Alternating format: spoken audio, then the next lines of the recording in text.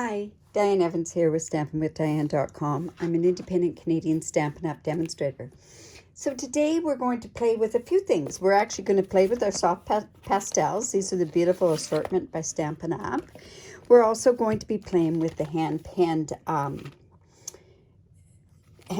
bundle. Remember, when you do buy this as a bundle, you do save 10%.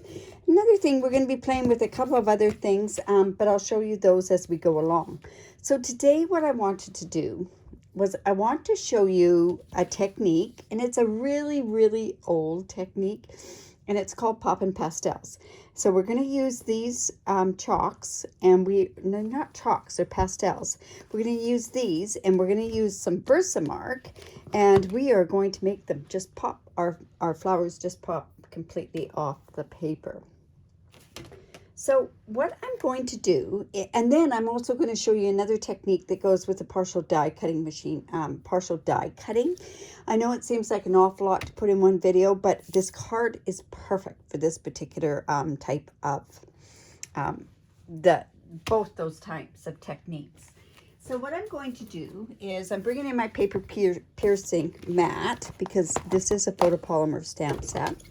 I'm just going to put that off to the side, and we're going to be using those. We're going to need this as our palette. Another thing you're going to need are your sponge daubers. The blending brushes work good. These work 100% better. You'll see what I mean by these working so well. These come in packs of 5, and they are an invaluable tool when it comes to these soft pastels. So I'm going to just very minimal supplies for this particular card. I have a piece of thick basic white at 4 1/4 by 11, and I've scored it at 5 1/2. So let's just go in, and we want to make sure we got a really good score line there with our bone folder. There we go. And then what I want to do is I'm going to because I want to stamp, and I'm going to stamp the bigger image from the hand penned.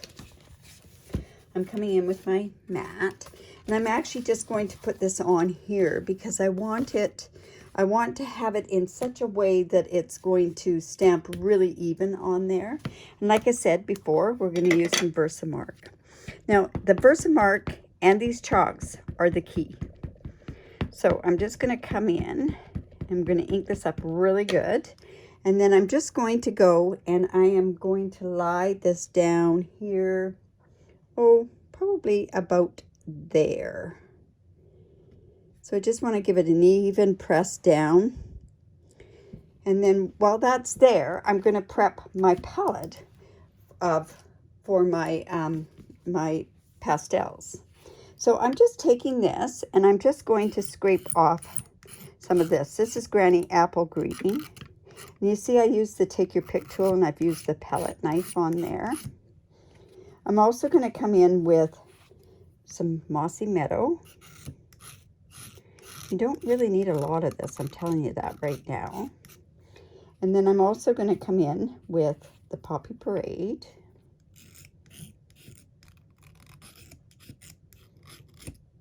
And if I need more, I can always add more. And then there's a Melon Mango, and there's also a Daffodil Delight, and I want the Daffodil Delight. Ooh, that kind of gives you shivers. It's like scratching your fingernails on a chalkboard, right? All right, so we have those, and that should be plenty on there. Okay, so I've got this like this. So all I'm going to do is I'm just going to lift this off, and you're not even really going to be able to see where that is. I've got a certain light to it that I can see where the images are. So I'm going to just come up here, and I'm going to take my sponge daubers. Now, I think what I'll do is I'm going to start with the Daffodil Delight. So I just want to pick up some of that chalk. I got to see where this is. So all I'm going to do, and we're not going to see it that much with this yellow as we will with the other colors, but I just want to know where that one yellow. So I'm just dabbing it on there. And it's coming down here. Like I say, we're not going to see this much with this particular color. Then I'm going to come in with my green, and I'm going to get those leaves that are there. There's some leaves down here. But see how that's starting to pop that up? Some leaves right there. If I've got my image, I can kind of tell where the other leaves are. Some leaves right here. And we have some leaves up at the top here. There we go, just there. See how they're starting to pop up? And I think I've got a leaf over here somewhere. I think it's just down about here. Yeah, there we go.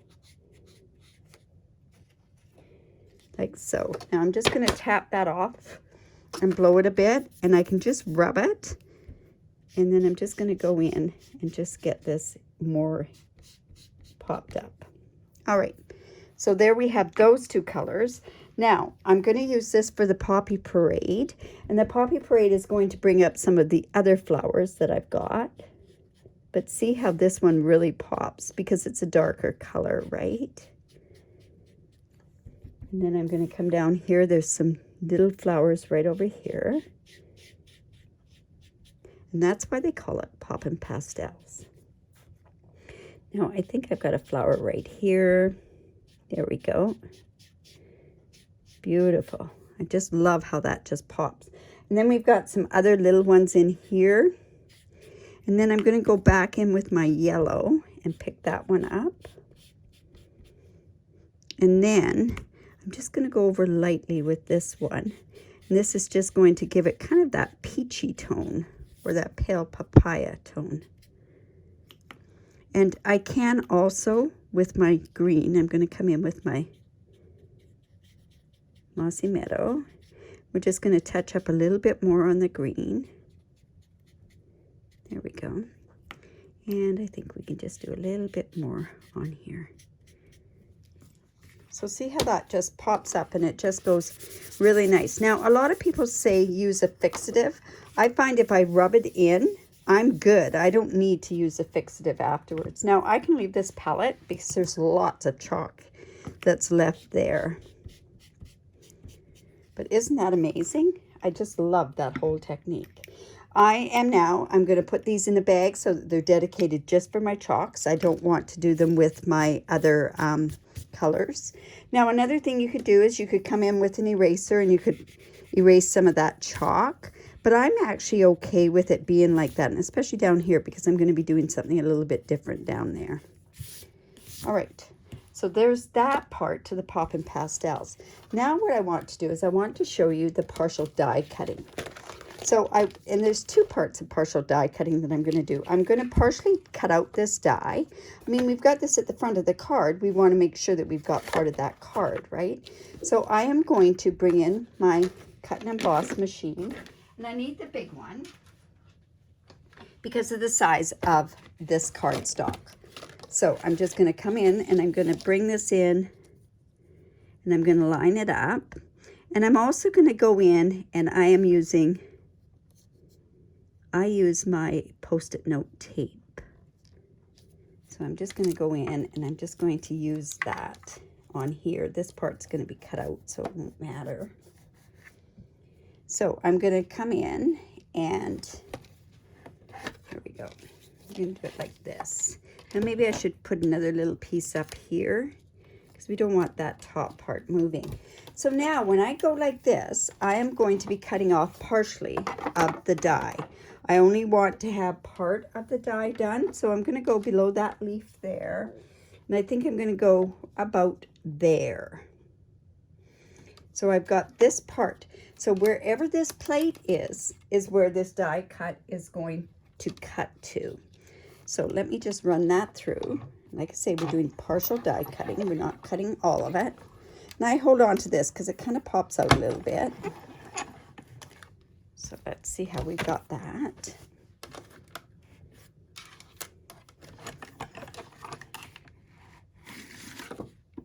And I need this again, so I'm going to just leave it off to the side. So here's my, now I'm hoping I've got this cut enough.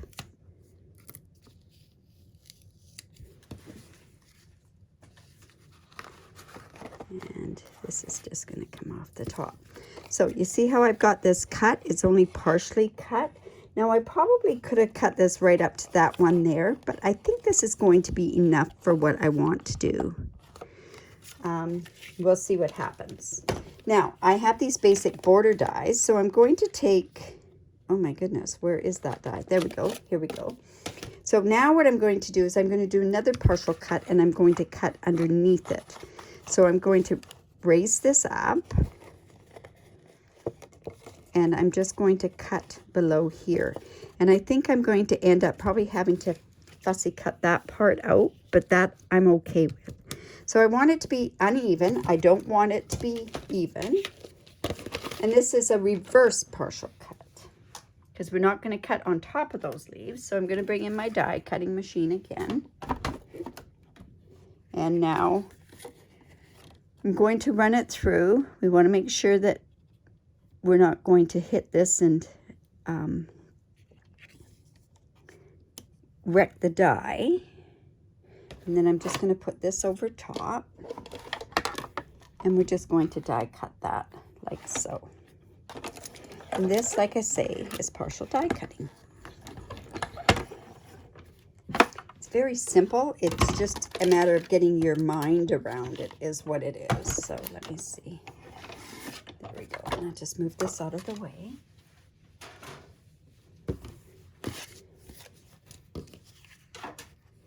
All right. So now that has not only a stitched edge where it's done, but see how it's going to go there. Now I do want that little bit out, so I'm going to take my little snips and just like that. All right, now I do want to put a sentiment on here too. And I think I'll go with a birthday sentiment.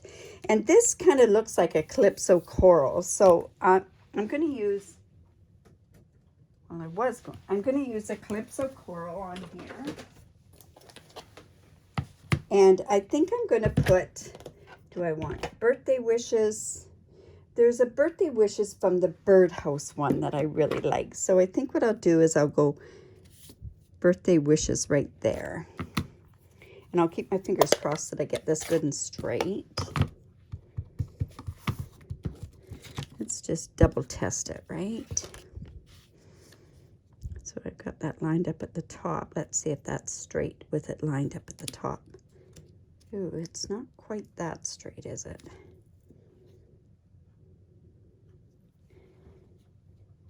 Let's try that. So all I'm doing is lining up the top of that block. It's giving me a straight edge to line it up to. There we go.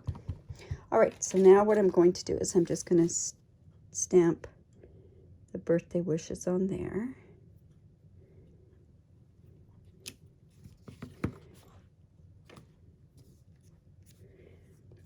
All right. Looks like I've got a few embellishment opportunities there. And then, now this is to finish the card. I have some designer series paper. This is from the Peach, Your Peach designer series paper, and this is from Hand Penned. So I could go and put this color here, or I could go and put this color here. I think I'm going to go with the yellow. I'm going to kind of keep with the yellow sort of type looks. Let me see, I want to use these Genial Gems. So let's see if that's going to work with, which one that one's going to work with the best. It'll work with both of them. So I think I'll use my Hand Penned, and I'll go in and just use that on here.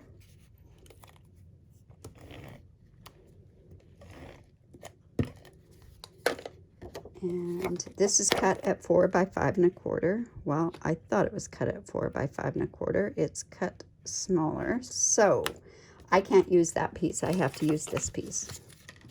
It's cut at 4 by 5 1/4. Options, right? This might even go better with the Calypso coral that I used on the words. So see how simple that card really, really is. Now, what I want to do is I am going to use some embellishments on there to cover up some of those goof ups that I did. So one there. And let's put some of these here. And we can put one over there. And I think I'm going to use a bigger one. Let's put one there. Now, this definitely needs another piece of ribbon. And ribbon, as I've been told lately, is my... See, I've got some.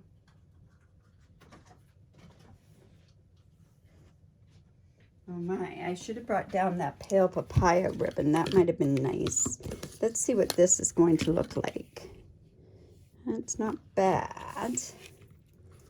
Let's see. This one is a little too coarse. I could also...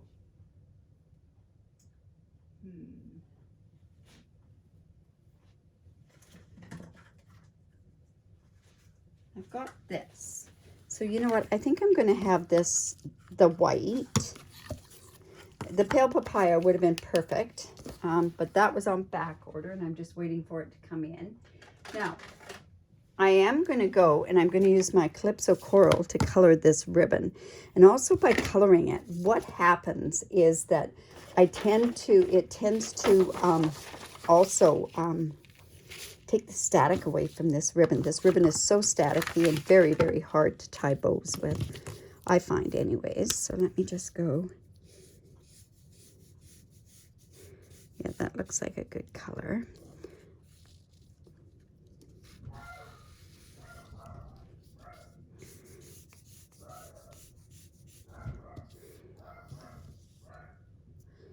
And let's just go here.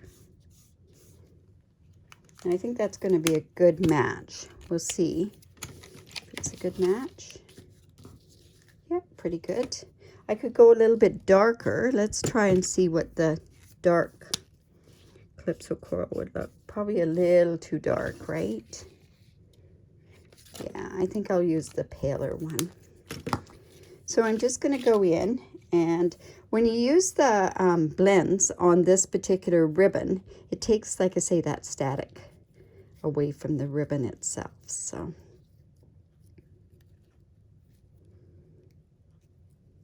let's try again. I'm just using the bunny ear technique. I have quite a few different ways of tying bows. Obviously this one doesn't work very well for me today. I just want to pull that down. And then we want to tie the bow tight. So just keep working it.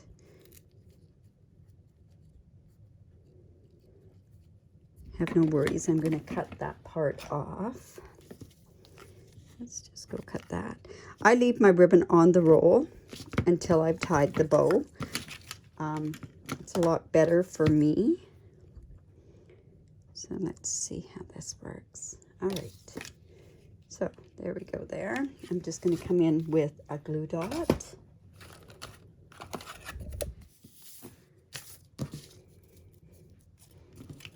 And my take your pick tool.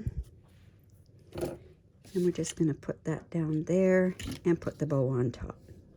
And there we go. We have a partial die cut, colored with the doing the Poppin Pastel. Oops, just want that to lay down flat. And that'll work. That works for doing the partial die cut using the soft pastels. I don't even know where those soft. There we go. There's our soft pastels. So I hope you enjoyed that. If you've never subscribed and if you like that video, make sure that you subscribe to my video. If you like it, give me the thumbs up. And also, if you live in Canada and do not have a demonstrator, I'd love to be your demonstrator. I have a very generous reward program. Plus, for every purchase, I give away tutorials each and every month. So I hope you enjoyed that. Like I say, it's a beautiful, subtle sort of effect. I think that's where the word soft comes from. Very nice colors that are included in there. So have a great day. Bye for now.